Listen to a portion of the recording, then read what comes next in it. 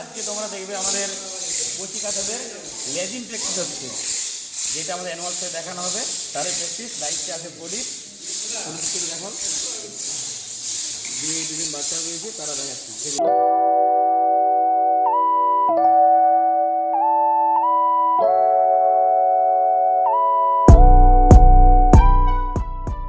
আমাদের অ্যাক্টিভিটিস আপনাদের দেখিয়ে দিই। এই যে এত বড় একটা ইনডোর বানানো হয়েছে শুধুমাত্র বাচ্চাদের খেলার জন্য। যদি কোনো বাচ্চা আমাদের এই নডিয়া থেকে আসে বা নডিয়া থেকে দূরে আসে, খেলাধুলা করতে চাও, তারা আমার সঙ্গে যোগাযোগ করতে পারো। বিকেলবেলায় যোগাযোগ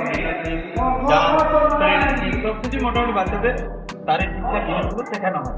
ঠিক আছে, আমাদের এখন তো চলছে যেটা আমাদের অ্যানুয়াল শোতে দেখানো হবে।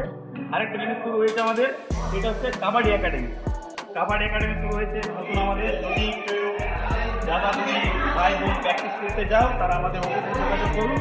আমরা ডিস্ট্রিক্ট কাবাডি অ্যাসোসিয়েশনের তত্ত্বাবধানে আমাদের এই কাবাডি অ্যাসোসিয়েশন শুরু হয়েছে। জিমন্যাস্টিক অ্যাসোসিয়েশনের তত্ত্বাবধানে ছায়া শিল্প সংস্কৃতি পরিচালনায় আমাদের ক্লাবে রবীন্দ্রসঙ্গীত শিক্ষা প্রতিষ্ঠান রয়েছে। সেই বিষয়ে স্যারের কাছ থেকে আমরা কিছু জেনে নেব। নমস্কার, আমি সুজিত ঘোষ।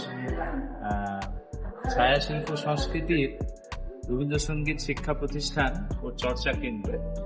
এই প্রতিষ্ঠান নডিয়া জিমন্যাস্টিক অ্যাসোসিয়েশনের সহযোগিতায় দীর্ঘ 10 বছর ধরে চলছে।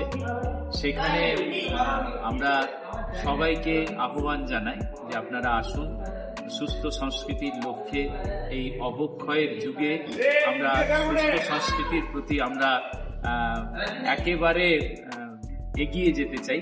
তাই আপনাদেরকেও জানাচ্ছি, আমাদের সুস্থ সংস্কৃতির লক্ষ্য রয়েছে। নডিয়া জিমন্যাস্টিক অ্যাসোসিয়েশন তার প্রতীকী সবসময় সুস্থ সংস্কৃতির পক্ষে এগিয়ে যেতে চায়। তাই আপনারাও আসুন। এখানে মূলত রবীন্দ্রসঙ্গীতের শিক্ষা দেওয়া হয়, এছাড়া শাস্ত্রীয় সঙ্গীতের তত্ত্বাবধানে ছেলে মেয়েদেরকে সুদৃঢ় পথ দেখানো হয়।